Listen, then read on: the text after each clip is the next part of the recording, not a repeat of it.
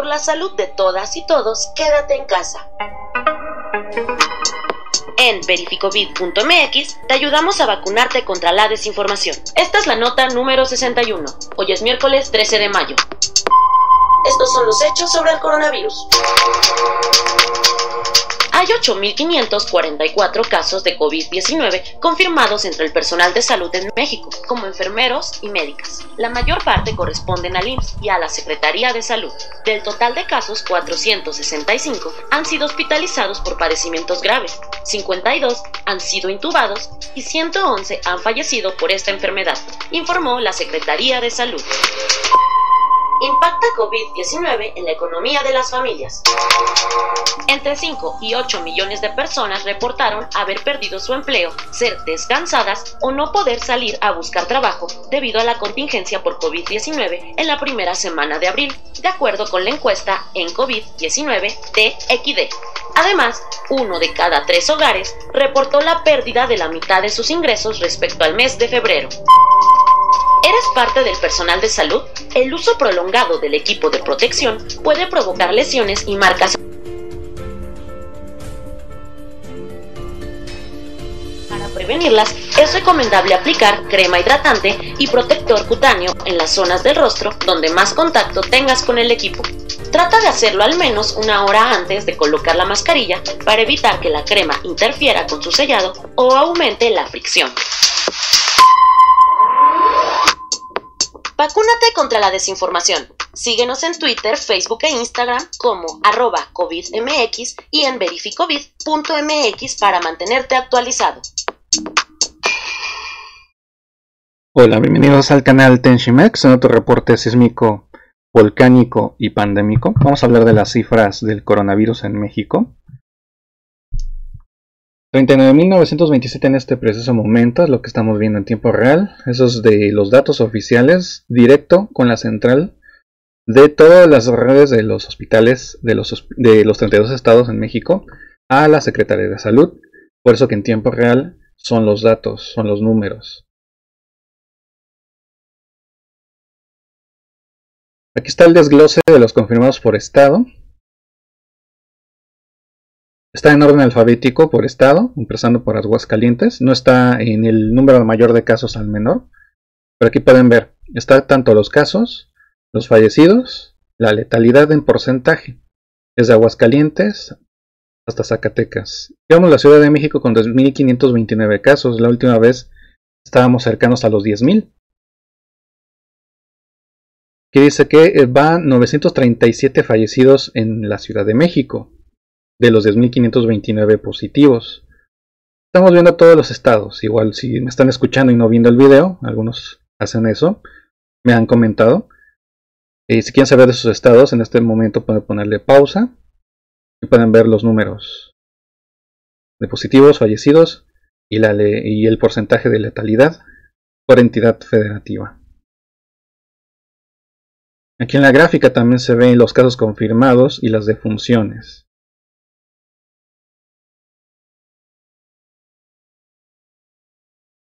De hecho, los datos de la Secretaría de Salud del día de ayer fueron relevantes en el sentido de que marcó 3.000, casi los 4.000 fallecidos, 3.926. Estos son los datos de ayer de la Secretaría de Salud. Ayer fue 12 de mayo, hoy es 13 de mayo. 3.926 fallecidos, 38.324 confirmados. 353 en las últimas 24 horas agregados a la lista de defunciones, dando como resultado de las últimas 24 horas rompiendo récord desde el registro del COVID-19 en México el día de ayer, con 353 nuevos fallecidos en la lista y 1.997 positivos de los confirmados. Aquí ha sumado todavía más hasta 22.980, casi 23.000 de sospechosos. Está en aumento, eso es claro. Nada de aplanar la curva. 22.980 en la cual se puede tener confirmados como positivos o negativos, pero eso es cuestión de unos días en lo que se realiza y tienen la confirmación de la prueba. Y hablando de números,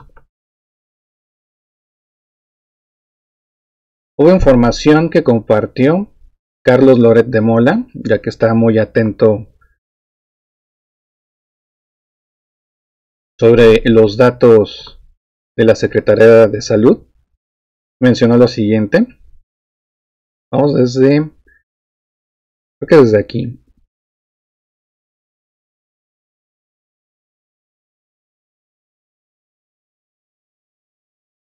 Es más atrás, este es de lo más reciente.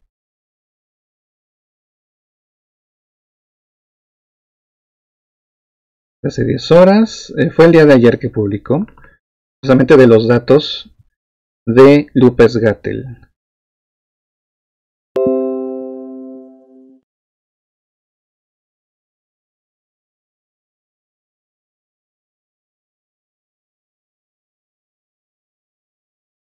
Aquí está.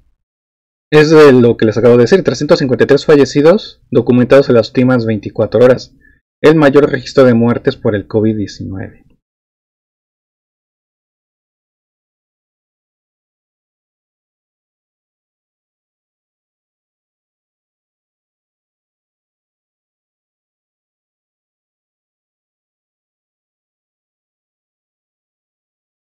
Dice que Del Mazo no le hace caso a López-Gatell, va a la mañanera con cubrebocas. ¿Se acuerdan de que López-Gatell decía no usen cubrebocas si están sanos? Del Mazo, aquí dice en latinos, no le hace caso a López-Gatell, va a la mañanera con cubrebocas. Aquí estamos viendo, es el único con cubrebocas de esa reunión de 79 personas que están rompiendo sus propias reglas, sus protocolos de salud, que debe ser menos de 50 personas. 79, 11 camarógrafos, 30 periodistas, 39 las personas que están aquí en medio y en la toma, rompiendo sus propios protocolos. Parte de la pérdida de empleos en abril, que va a ir en aumento en marzo.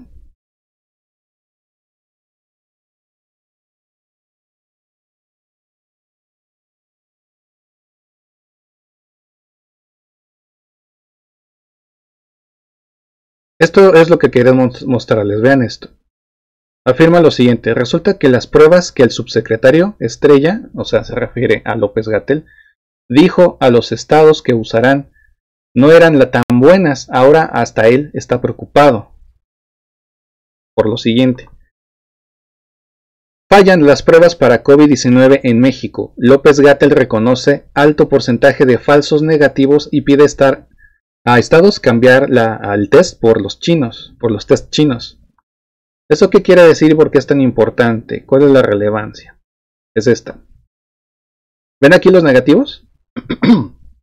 Son 80.900. ¿Cuántos de ellos son falsos negativos?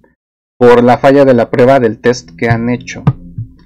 Muchos de ellos podrán estar y ser positivos.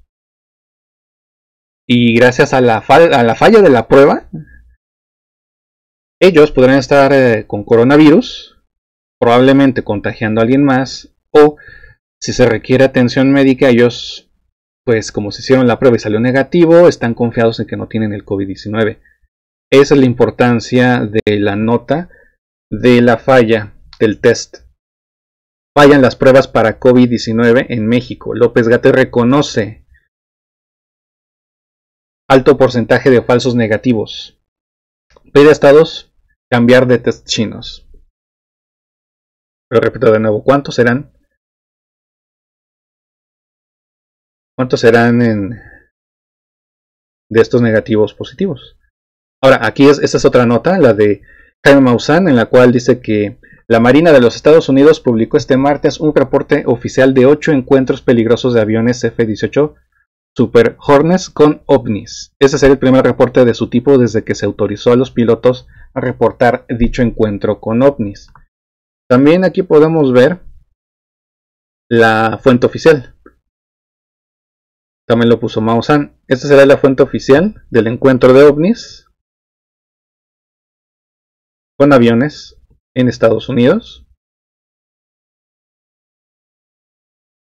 Esto también es tan importante como lo publicado por el Pentágono con los aviones y capturando ahí la señal con el FLIR a los objetos no identificados, donde poco a poco están desclasificando este tema de los ovnis, de los objetos voladores no identificados.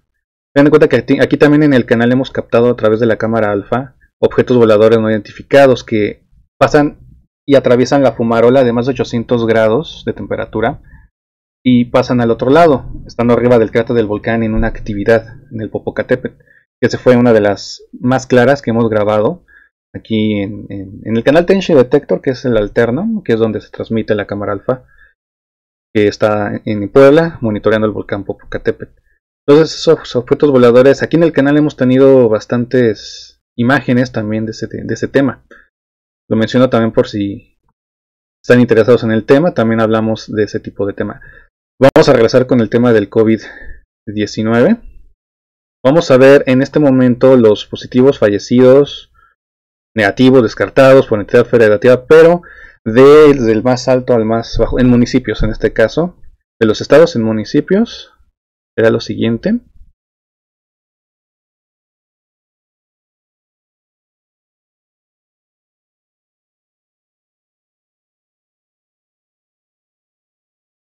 Muy bien, aquí lo estamos viendo. Estos son los de este preciso momento.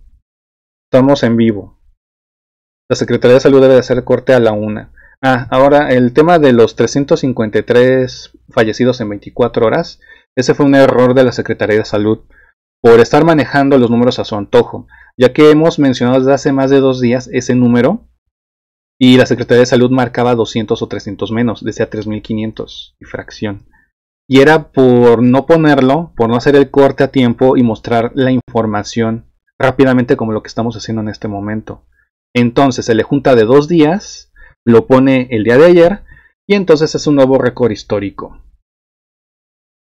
¿Por qué? Porque no precisamente murieron en 24 horas, sino fue los números que les faltaba avisar a la Secretaría de Salud como dato oficial.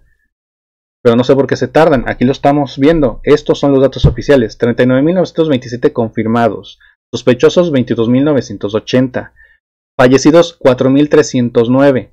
Ya no son los 3.900 y fracción, que son prácticamente lo que dio la Secretaría de Salud del día de ayer. En este momento son más de 4.000, 4.309 y va a seguir aumentando. Está aumentando demasiado. Aquí son más de 353 que fue el récord del día de ayer. Entonces el día de hoy va a romper el récord de nuevo. 335.016 en el modelo Centinela multiplicado por 8. Que ya sabemos que se multiplica por 50, dando un resultado de más de 1,5 millones de afectados del COVID-19 desde el 27 de febrero. De hecho, esa es la fecha del positivo, del primer positivo. Pero el día 28 lo mencionaron, al día siguiente lo mencionaron y por eso muchos recuerdan, y hasta Hugo López-Gatell menciona que el 28, menciona mucho el número 28, el 28 de febrero, pero fue un día anterior, fue el 27. 16.027 mujeres y 22.297 hombres. Estamos viendo los casos confirmados por municipio. El mayor es Iztapalapa, 2.093 positivos, casi el doble del segundo lugar, de hecho, que es Gustavo Madero, de 1.351. Mexicali en Baja California con 1.005. De ahí estamos viendo también Coyoacán, Álvaro Obregón, Culiacán, Miguel Hidalgo en la Ciudad de México, Venustiano Carranza, Azcapotzalco. Pero esos son de los municipios. En primer lugar está Iztapalapa. En fallecidos, en primer lugar está la Ciudad de México, 937. Y en casos por entidad federativa, el primer lugar también la Ciudad de México. La Ciudad de México no va a abrir para el 17, o no es recomendable. No va a abrir para el 1 de junio las actividades. De hecho, desde un inicio se había establecido de que la actividad se iba a restablecer hasta octubre, y lo dijo Hugo López-Gatell, porque hasta ahí iba a empezar a bajar, a partir de junio, julio, agosto, septiembre, iba a empezar a bajar los casos, iba a tardar meses. Él lo mencionó en una entrevista que le hizo López Dóriga hace 3 semanas más o menos, y ahora estamos viendo que más o menos eso es lo que está pasando. No sé por qué últimamente están dando a conocer resultados bastante dudosos, donde no corresponden con la realidad, me refiero a los números. Esos números en el cual hay muchas críticas ya lo llaman hasta los números lopegatianos, del Hugo López-Gatell. Y precisamente una persona de la UNAM, vamos a ver esa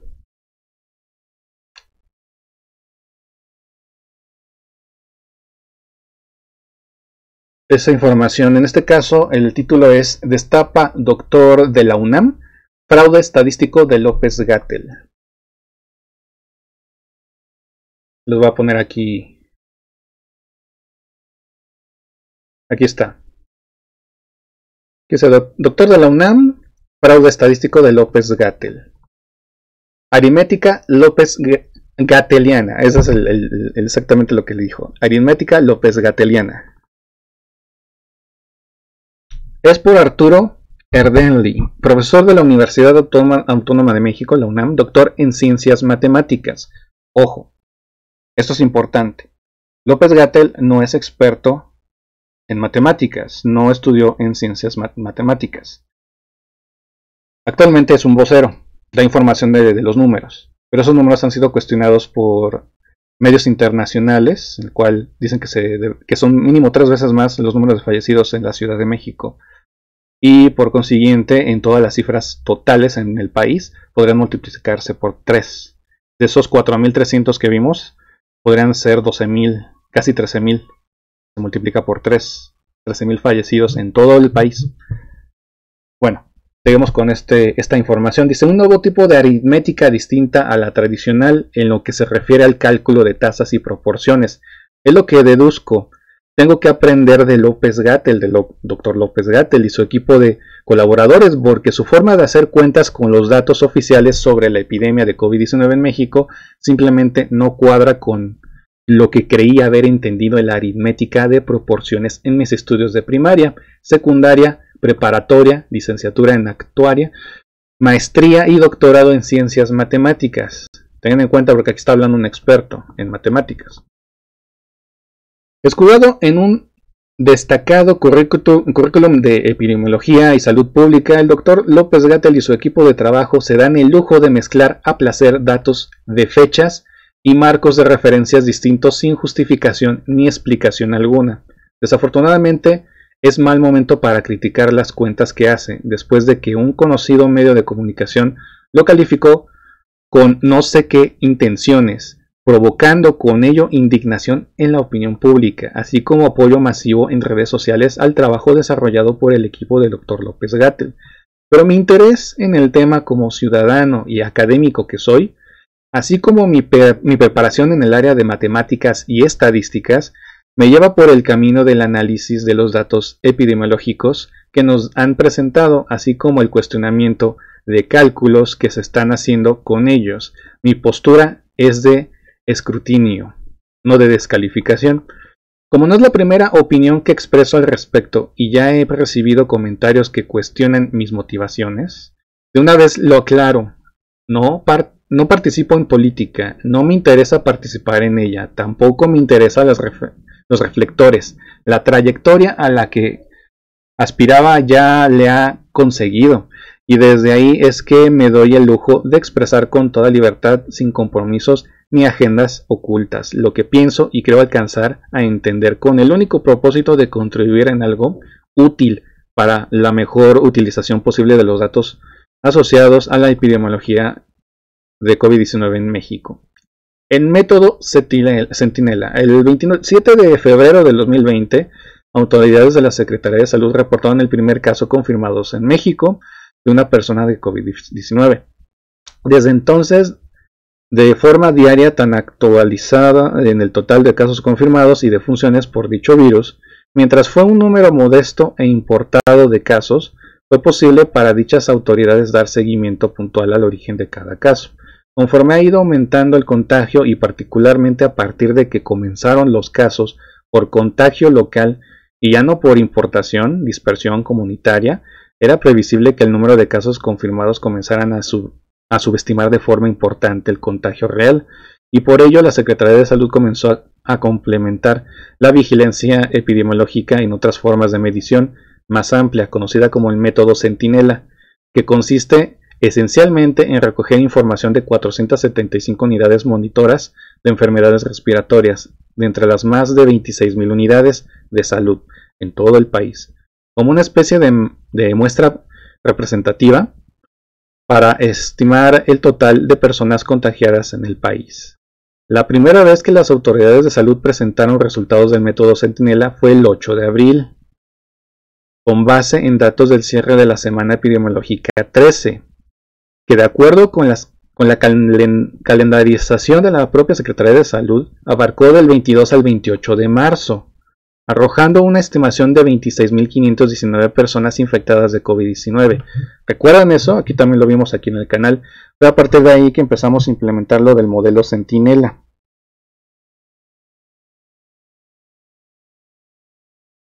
Pero aquí hay un error matemático.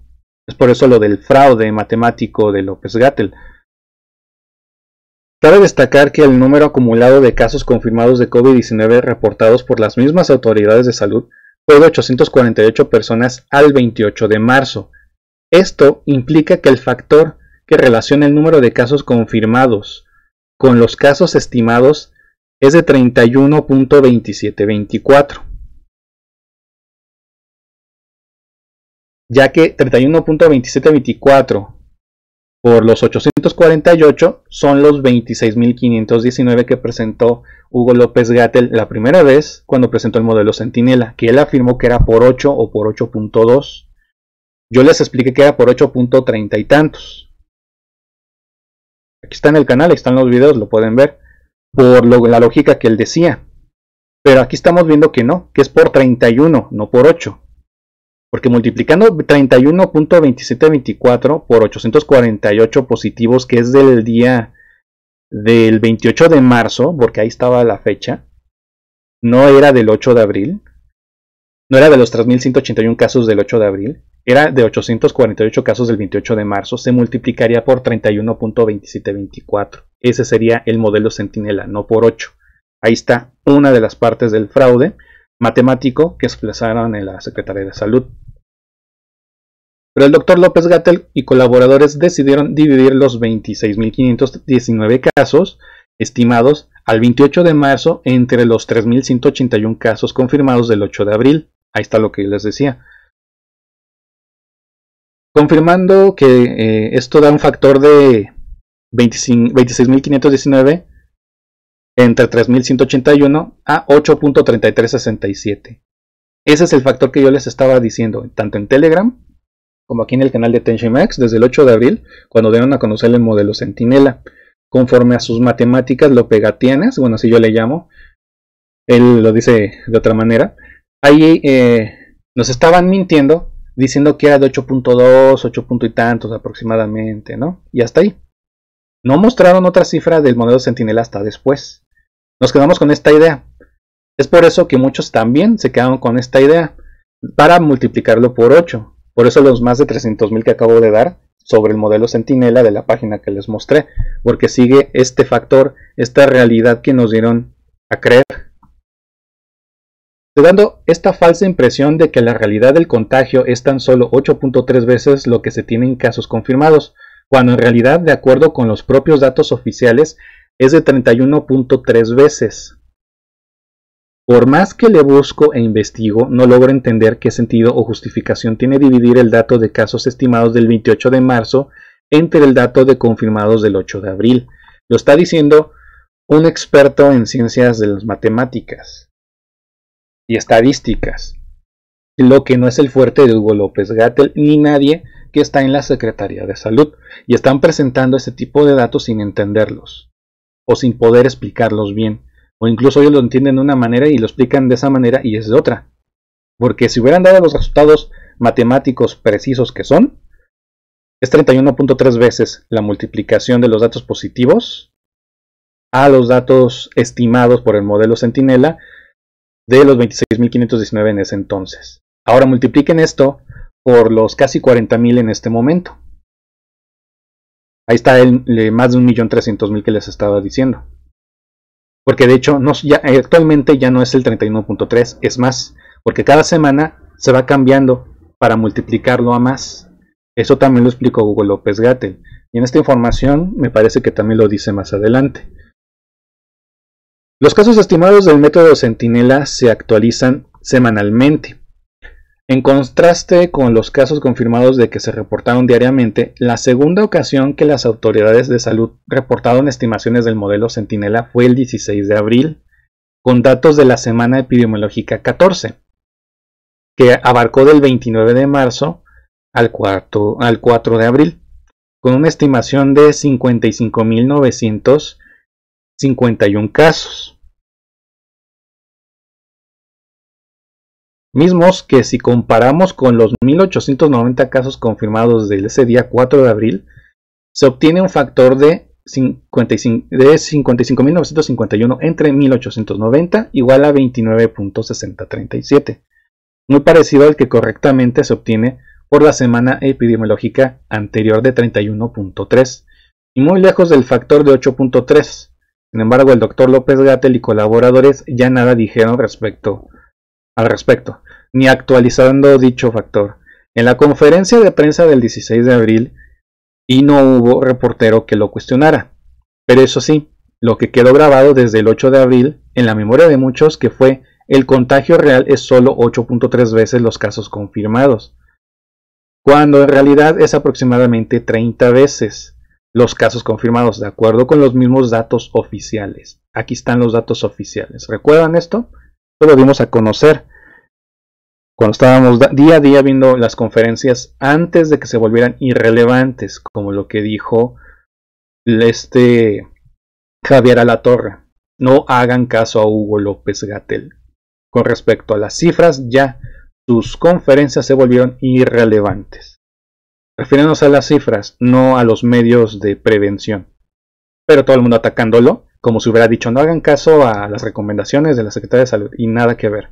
Fueron a las cifras, y aquí está la prueba a través de un matemático de la UNAM, que a través de los mismos datos que nos están dando, pero como a lo mejor creen que, como la mayoría de la gente, pues se le complica las matemáticas, sobre todo cuando son así más o menos complejas en estadísticas, pues no se iban a dar cuenta.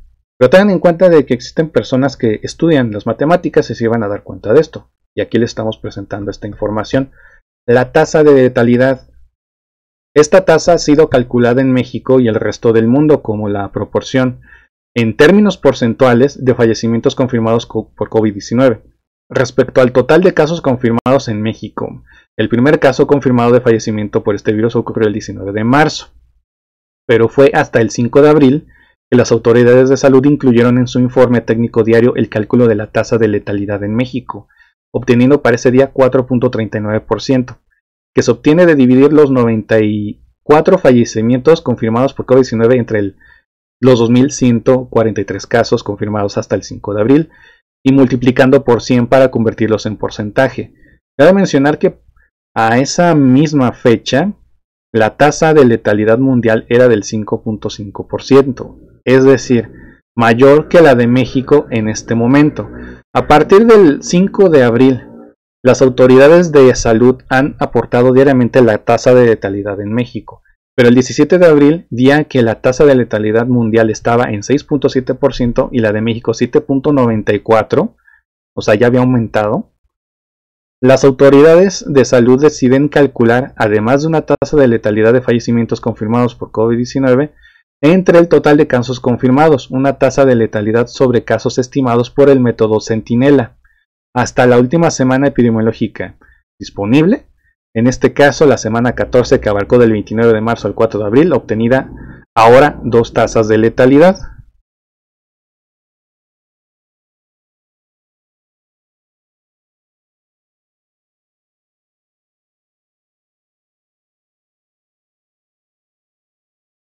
Fallecimientos confirmados al 17 de abril, 546 personas. Casos confirmados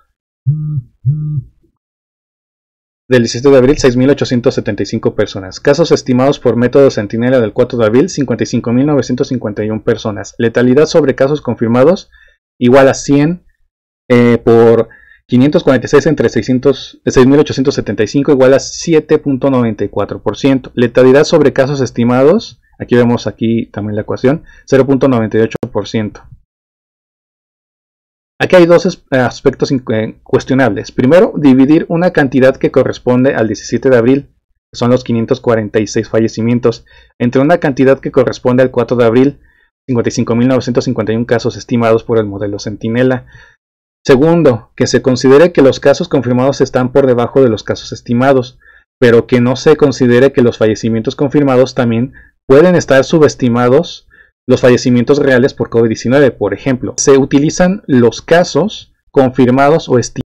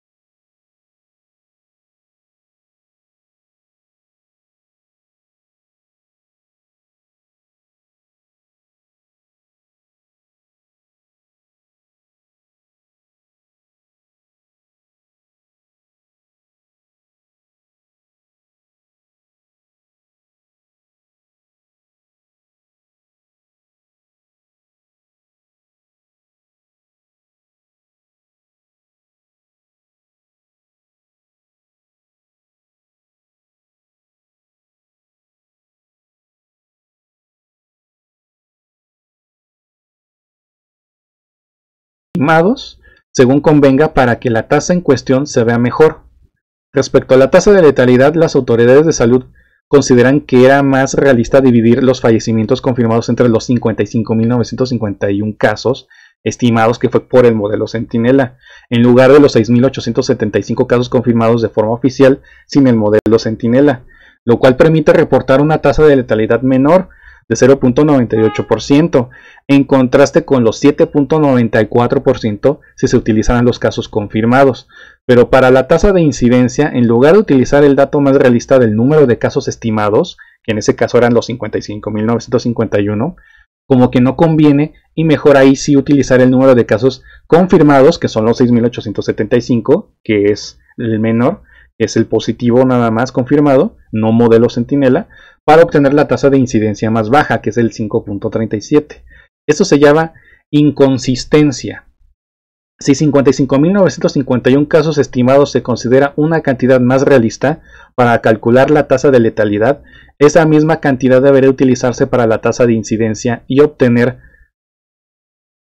los 100.000 por cada de 100.000 habitantes, los 55.951 entre 127.935.154, que sería 43.73, muy lejos de la tasa de 5.37 que reportan. Más aún, recordemos que la cantidad de 55.951 del 4 de abril y por lo tanto 43.73 sería la tasa de incidencia al 4 de abril, no al 17 de abril como lo reportaron las autoridades de salud.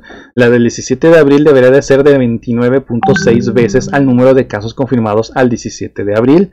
Dividir entre la población de México y multiplicarlo por 100.000. Es por eso que actualmente se tiene que multiplicar por 50, lo del modelo Centinela. Aquí está de nuevo lo de 100.000 por 29.6, que sería por 6.875 entre 127.935.154 igual a 159.06. Esto es casi 30 veces más que lo reportado con las autoridades de salud. Comentarios finales. El cálculo de tasas y proporciones es un asunto de la disciplina matemática conocida como aritmética. No es un tema epidemiológico especializado. Así, con todo respeto a la trayectoria en epidemiología y salud pública que tiene el Dr. Gattel y su equipo de colaboradores, solicito una aclaración respecto a lo que se ha señalado, ¿no? Lo que se señaló. Confieso que intenté hacer llegar mis inquietudes a varios reporteros que normalmente están presentes en las conferencias de prensa de las 7 de la noche que dan diariamente las autoridades de la Secretaría de Salud. Me agradecieron el envío de mi análisis, pero hasta el momento que he escrito esta línea, ninguno ha preguntado algo al respecto en dichas conferencias de prensa.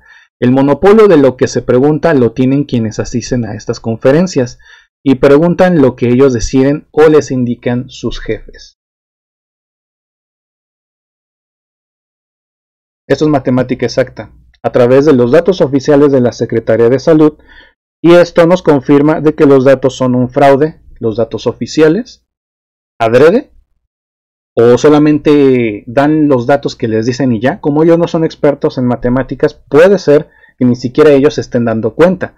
Pero si tienen esta información y analizan sus propios datos oficiales, se darían cuenta de la inconsistencia y el por qué se les critica sus números dudosos. Actualmente ya lo están reportando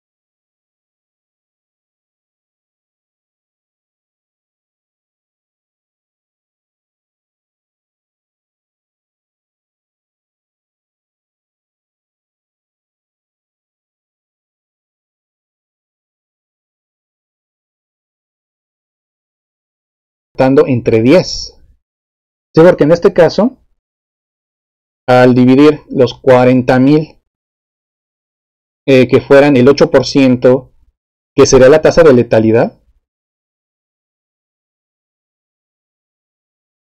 daría como resultado 3,200 fallecidos.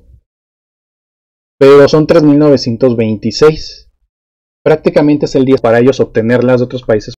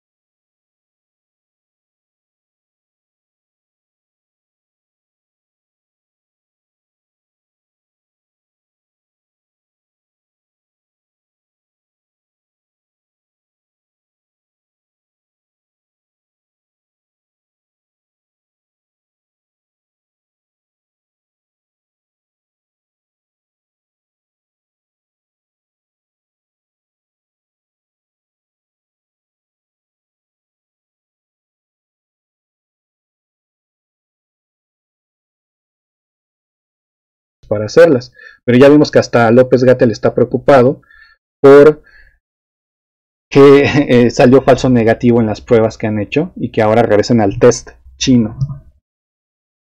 2 millones de positivos en México desde el 27 de febrero de este año. Y si el 10% de esos 2 millones es la tasa de letalidad, serían 200,000. Ahora, muchas personas dirán, es que es muchos números, muchas personas. ¿Cómo es posible que no estén tan llenos los cementerios o los hospitales con esa cantidad? Tengan en cuenta que somos casi 130 millones de mexicanos. La cantidad de 200,000 para 130 millones de mexicanos es menos del 1%.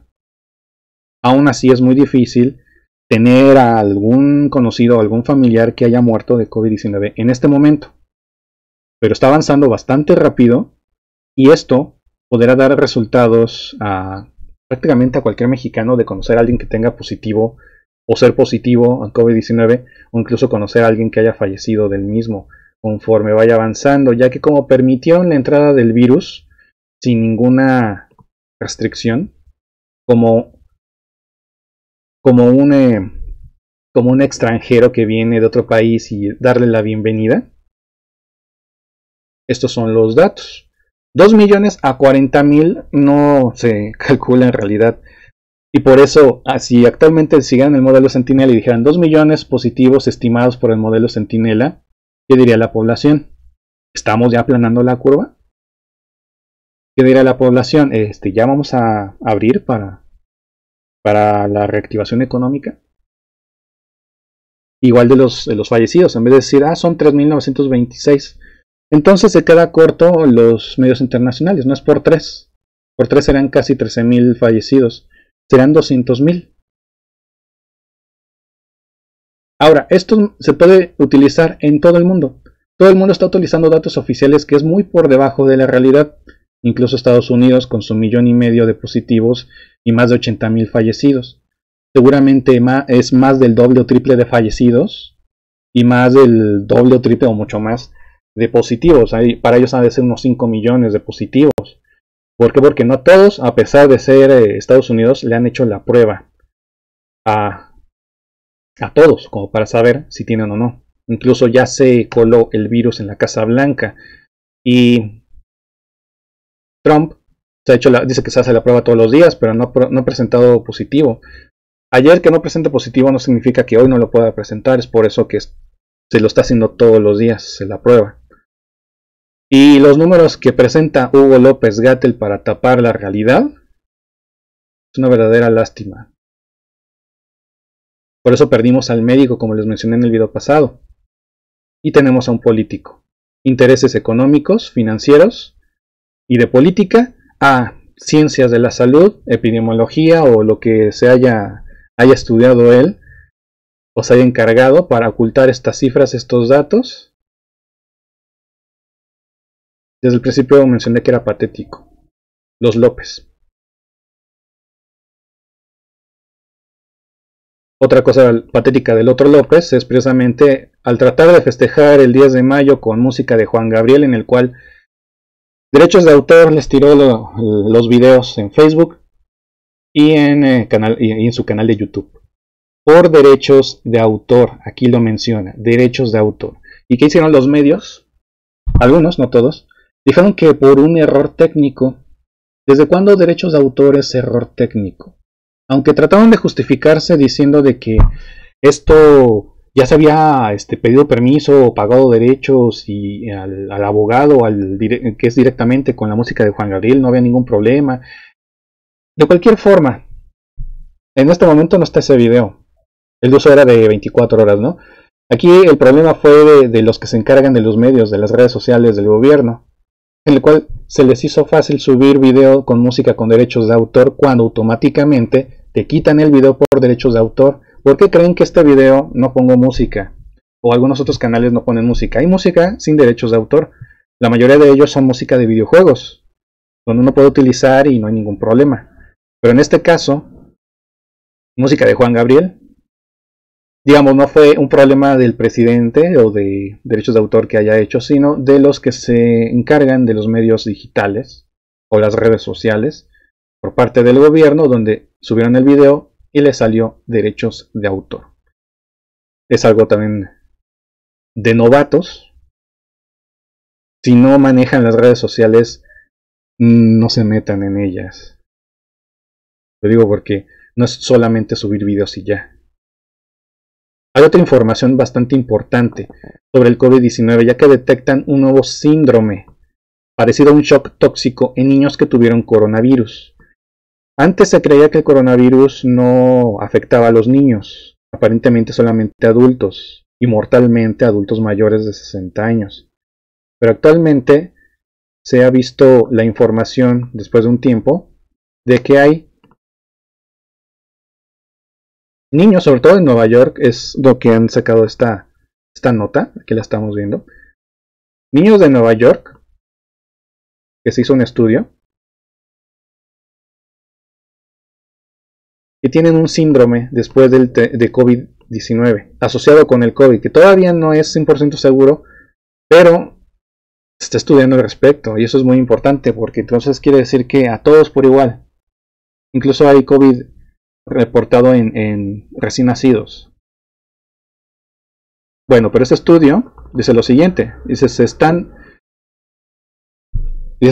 han detectado, así dice, pero bueno, se han detectado evidencias de que el COVID-19 está causando enfermedades graves en niños con síntomas similares a las enfermedades de Kawasaki y a un síndrome parecido a un shock tóxico. Aquí podemos ver algunas de las imágenes de los pulmones. Estos son de niños.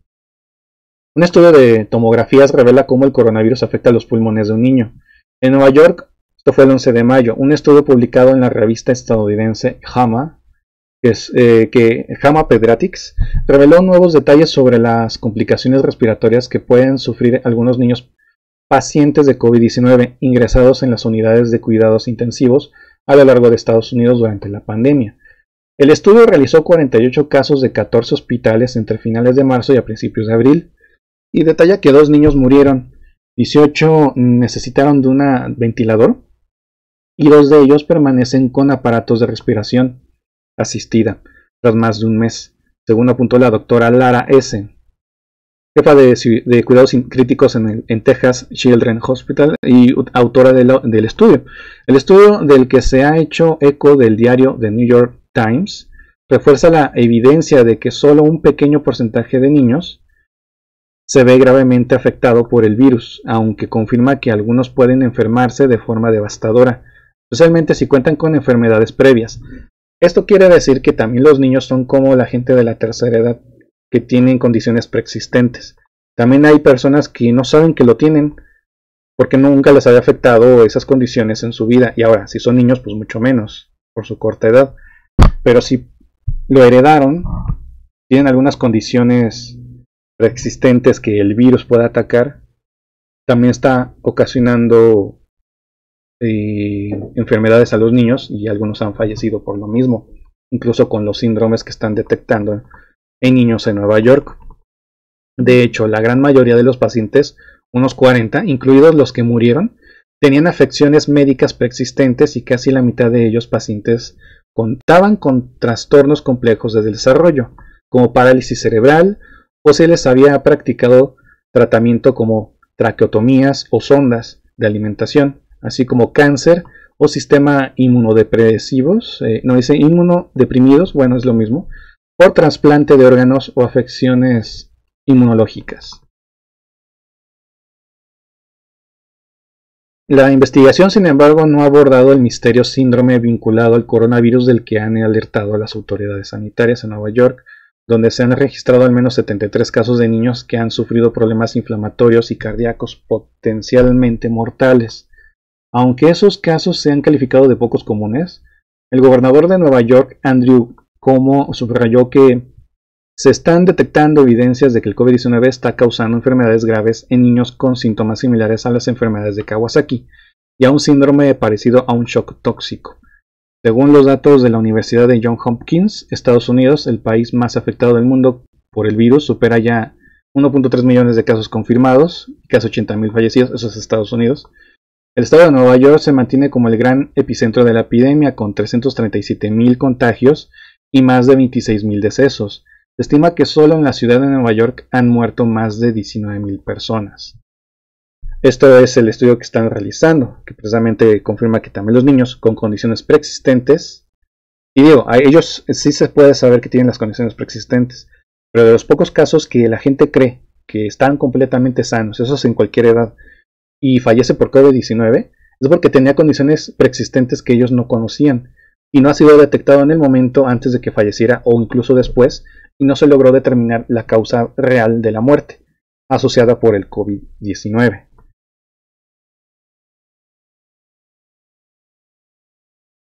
Esa era la información respecto al COVID-19 en datos mundiales.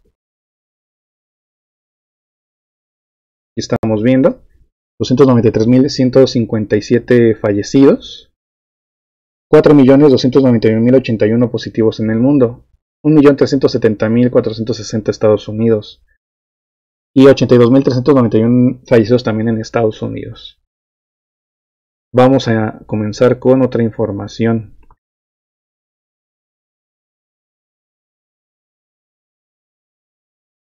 Vamos a pasar al reporte volcánico.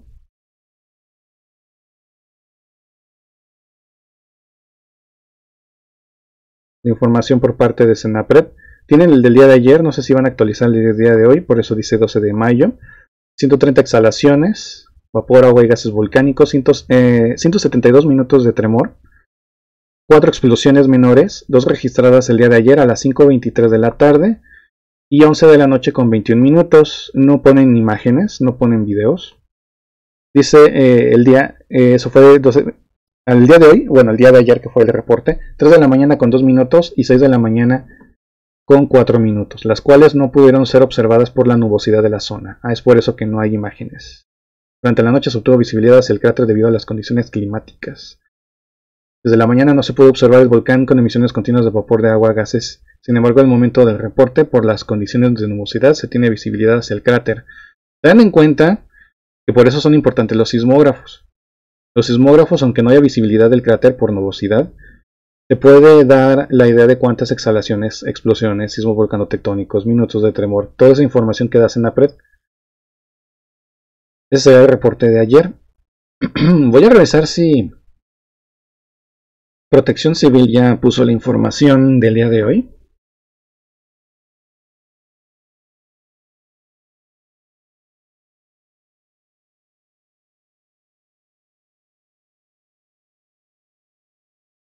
Aquí está.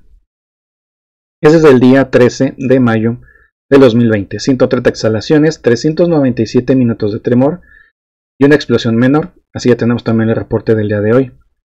Estamos viendo la información resumida por Protección Civil. Esto es lo que va a informar también CENAPRED.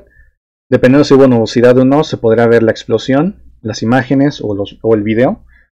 Pero eso lo veremos hasta más adelante, cuando esté en la página de CENAPRED, se podrá visualizar.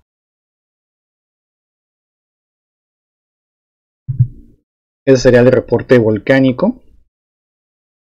De reporte sísmico sería el siguiente.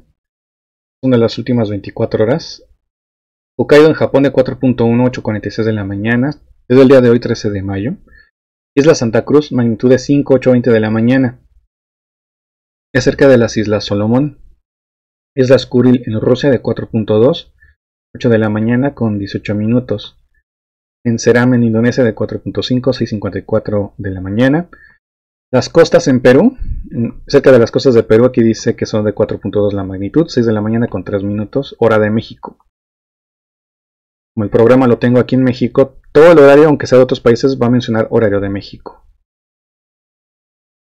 Chepén, La Libertad, 4.5, 5 de la mañana con 11 minutos, que fue precisamente al norte de las costas de Perú. Al sur de Xinjiang en China de 4.1, 5 de la mañana con 3 minutos. En sureste de 22 kilómetros al sureste de Salina Cruz en Oaxaca, magnitud de 4. 4 de la mañana con 7 minutos. De nuevo en Perú, 41 kilómetros de Tarata en Perú de 4.2, 3:44 de la mañana.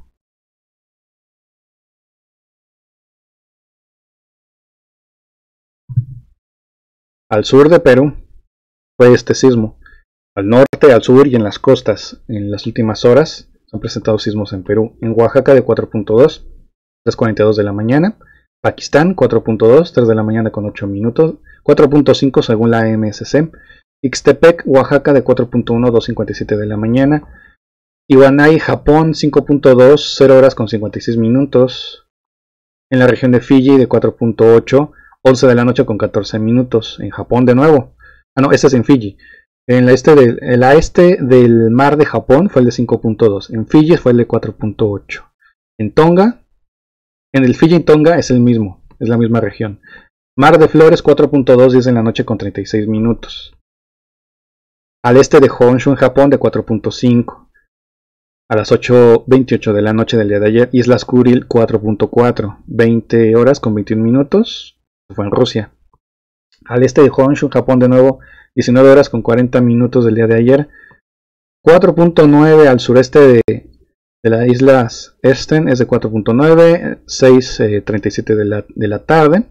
En Chile, en Iquique 4.9, 6:14 de la tarde. Al norte de Pica fue el mismo sismo. En Tarapaca, en Chile, de 4.9. Santa Cruz, en la isla de Santa Cruz fue de 6.6, este es el más fuerte de las últimas 24 horas. Se ha reportado de 6.8 preliminar, pero la magnitud final fue de 6.6. Esto es cerca de las Islas Solomón.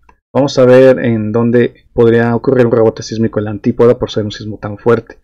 Salina Cruz en Oaxaca, al sureste, a 114 kilómetros, 4.4, 4:26 de la tarde del día de ayer. Fue al sureste de Cruzacita en Oaxaca. Islas Fiji de 4.6, 2 de la tarde con 2 minutos. Las costas de El Salvador, 4.2, 1:50 de la tarde. En Jujuy, Argentina, 1:38 de la tarde, 4.1. Nepal, 4.9. Había sido de 5.2 preliminar, 1 de la tarde con 8 minutos. Esto fue en Nepal. Filipinas, 4.4 de 58 de la mañana. Del día de ayer, estos son los sismos de las últimas 24 horas.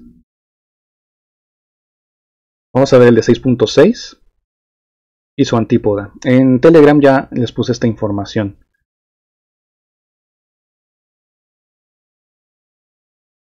En Telegram como canal Tenchimex. Mucha de la información que estoy dando en este momento en video ya lo he pasado ahí por si quieren seguirme en Telegram también, el canal. Vamos a abrir el mapa, vamos a ubicar la isla Salomón. Para ir al de magnitud de 6.6.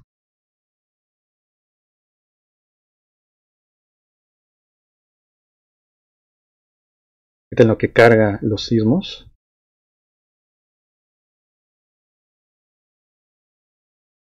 Este sería de la isla Salomón. Aquí es magnitud de 5.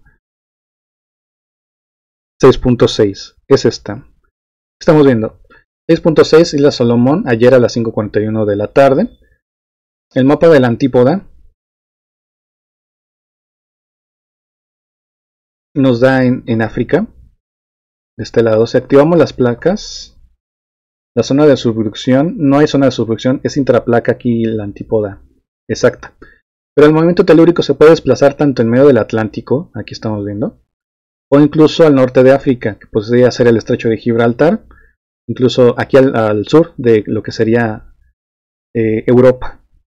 Puede ser que aquí pueda haber algún sismo de rebote sísmico o en medio del Atlántico. Lo más recomendable en un rebote sísmico de esta magnitud es preferible que sea en el mar, que sea en el Atlántico. Ese sería el mapa de la antípoda. Tengan en cuenta que la antípoda lo estudian en la Universidad de Oregon. Por eso que también aquí lo ponemos en el canal. En el canal ha dado casi 200 sismos de buenos resultados de rebote sísmico. Directamente donde es la antípoda en cuestión de horas hasta 3 días. Por eso que lo pasamos aquí en el canal. La investigación del rebote sísmico en la antípoda. Este viernes me van a hacer una entrevista en el canal de Efraín Roca a las 10 de la noche, por si quieren, busquen el canal Efraín Roca, así se llama el canal. 10 de la noche me van a hacer una entrevista. Laura Torres me va a hacer una entrevista, ella me invitó, para este viernes. Se los digo por si quieren asistir, por si quieren estar en vivo. Va a ser este viernes a las 10 de la noche. Este será el reporte sísmico de las últimas 24 horas. Ya vimos el mapa de la antípoda, el de 6.6 en Isla Santa Cruz, o cerca de las Islas Solomón. Ya vimos también el reporte volcánico aquí en el canal. Vimos la información también de las cifras que se han presentado sobre el COVID-19 en México, hablando de muchas matemáticas, sobre todo de ciencia. Ya ven como si este tema tiene que ver con ciencia, con ciencia. Y la política se mete a la ciencia cuando no es su fuerte. Como dijo López Obrador, que los políticos hagan política porque no son todólogos. Y los que son científicos que entren en la ciencia. Que no tratan de jugar políticos a la ciencia porque les va muy mal. Elizabeth Morales dice: buen día, Tenchi. Esto es en Facebook. Gloria Paredes también está escribiendo en Facebook. Verónica Olmedo, muchas gracias por estar aquí. Tengan en cuenta que esta información, por el momento ya vamos 1 hora, ya vamos a cortarlo hasta aquí. Hay muchísima información, pero yo creo que hasta el momento esta que estamos dando es importante. Ya más adelante con actualizaciones lo tendremos en el canal. Casiopea también está aquí en Facebook, dice buenos días a todos. Estoy viendo en Facebook los comentarios. Tengan en cuenta que también estoy transmitiendo en Facebook últimamente. Ahora sí, esto será todo. Gracias por ver el video. Nos vemos más adelante con actualización.